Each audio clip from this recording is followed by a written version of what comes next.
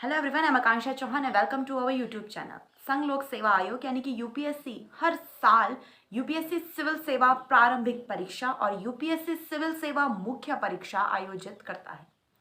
हर साल दोस्तों UPSC civil सेवा प्रारंभिक परीक्षा के लिए करीब 10 लाख से अधिक उम्मीदवार अपना रजिस्ट्रेशन कराते हैं, जिसमें से लगभग 10,000 उम्मीदवार ही मुख्य परीक्षा के लिए योग्य होते हैं।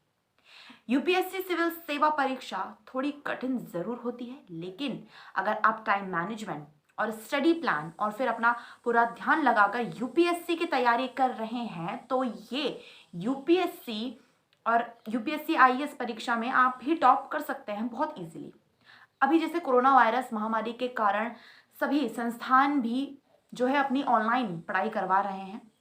दोस्तों सरकारी नौकरी में यूपीएससी की नौकरी को सबसे बेस्ट नौकरी माना जाता है। अब कुछ ऐसे ही पॉइंट्स मैं आपसे डिस्कस करूंगी, मैं आपको बताने जा रही हूं जो आपकी प्रिपरेशन के लिए और यूपीएससी क्रैक करने के लिए भी बहुत ज़्यादा ज़रूरी है। तो वीडियो को अंत तक ज़रूर देखें और प्लीज़ चैनल को शेयर ज़रूर करें, सब्सक्राइब करें। आगे बढ़ते हैं। सिलेबस सबसे पहले होता है यूपीएससी सीएससी का सिलेबस, जिसे अच्छे से पढ़ना और समझना बहुत ही ज़्यादा ज़रूरी है। किसी को तो यूपीएससी सीएससी का सिलेबस देखकर ही चक्कर आ जाता है, लेकिन दोस्तों आपको चक्कर खा के गिरना नहीं है, बल्कि सिलेबस को सही तरह से इंटरप्रेट करना है कि आखिर यूपीएससी की डिमांड क्या है और क्या यूपीएससी आपसे चाहता है। नेक्स्ट आता है न्यूज़पेपर। आपने ये कहते हुए जरूर सुना होगा कि न्यूज़पेपर पढ़ना बहुत जरूरी है। और अगर आप आईएएस अधिकारी बनना चाहते हैं तो आपको ये महसूस करना ही होगा कि आपके तैयारी के लिए न्यूज़पेपर पढ़ना कितना ज़रूरी है। दुनिया में क्या हो रहा है इसके बारे में खुद को आपको अवगत रखना ही होगा। अब न्यूज़पेपर पढ़ने का भी एक तरीका होता है। कई लोग न्यूज़पेपर गलत तरीके से पढ़ते हैं और कहते हैं हम न्यूज़पेपर पढ़ते हैं। न्यूज़पेपर में तो दोस्तों देखो हर तरह की न्यूज़ें आती हैं, जैसे कि गाजियाबाद में पड़ोसी ने पड़ोसी की हत्या कर दी। तो क्या आपको लगता है यूपीएससी आपसे ये सब पूछेगा? बिल्कुल भी नहीं। लेकिन हाँ, जैसे न्यूज़ आई है कि प्रधानमंत्री श्रीलंका के दौरे पर निकले हैं, तो आपसे ये तो नहीं पूछा जाएगा कि वो कब निकले, किस डेट पे निकले, किस टाइम पे निकले, कौन से प्लेन से गए। नहीं, ये सब आपसे बिल्कुल भी नहीं पूछा जाएगा। तो पूछा क्या जा सकता है?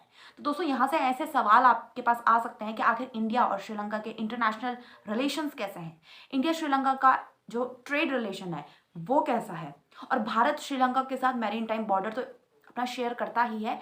श्रीलंका के अलावा भारत किन किन देशों के साथ अपना मैरीन टाइम बॉर्डर शेयर करता है, इस तरह से क्वेश्चन आपसे पूछे जाते हैं।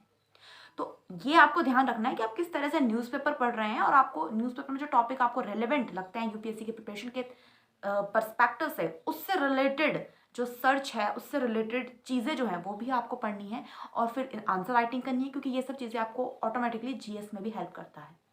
ओल्ड क्वेश्चन पेपर, पुराने क्वेश्चन पेपर को पढ़ना भी जरूरी है ताकि आपको ये पता लग सके कि आखिर यूपीएससी आपसे किस तरह के क्वेश्चन पूछता है और कैसे क्वेश्चन पुराने समय से चलते आ रहे हैं, कौन से सब्जेक्ट का वेटेज ज़्यादा है और कौन से सब्जेक्ट का वेटेज कम है, किस सब्जेक्ट पे आपको ज़्यादा टाइम देना है और किस पे नहीं, ये आपको पुराने क्वेश्चन पेपर पढ़ के ही पता लगेगा।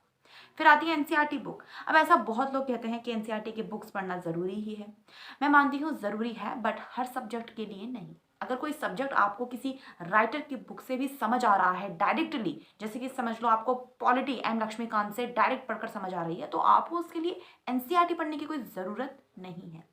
ज़रूरत सिर्फ उन्हें है जिन्हें डायरेक्ट बुक से समझ नहीं आ रहा है या जिनके बेसिक्स क्लियर नहीं है। और फिर भी अगर आपकी इच्छा है, अपने मन को संतुष्टि के लिए आप पढ़ना चाहते हैं, तो यूट्यूब में ऐसे बहुत से चैनल हैं जो एनसीईआरटी कवर कराते हैं, तो आप उनकी वीडियो देखते देखते ही भी एनसीईआरटी कवर कर सकते हैं। उसके बाद आता है नोट मेकिंग। नोट मेकिंग बनाना भी बहुत ज़रूरी है, क्योंकि एंड मोमेंट अगर आपको रिवीजन करना होता है तो आप पूरी किताबें शुरू से पढ़कर रिवाइज नहीं करेंगे, और अगर आप ऐसा करेंगे तो उससे इसमें ज़्यादा टाइम वेस्ट होता है। तो इसलिए नोट्स बनाना बहुत ज़्यादा ज़रूरी है ताकि एंड वक्त पे आप उससे रिवीजन कर सको, और जितना हो सके उतने आपको नोट्स को क्रिस्प और शॉर्ट रखना है। रिवीजन जो भी और जितना भी आप पढ़ते हैं उसका रिवीजन भी बहुत ज़्यादा ज़रूरी है। एक बार में अगर आप कोई भी बुक पढ़ रहे हैं तो वो आपको एक बार में ही समझ नहीं आएगी, और अगर आप ऐसा पढ़ के निकलते हैं, पेपर देने जाते हैं, तो आप बाहर आके फिर से पेपर का फॉर्म भर सकते हैं, क्योंकि कोई फ़ायदा नहीं है। मान लीजिए आप हिस्ट्री पढ़ रहे हैं तो एक बारी में पढ़ने में क्या आपको फैक्ट्स याद हो जाएंगे? ऐसे लोग बोलते हैं कि आपको फैक्ट्स रट्टा मारना पड़ता है, लेकिन ऐसा बिल्कुल भी नहीं है। आपको पहली बारी में सिर्फ आपको कहानी की तरह बुक समझ आती है।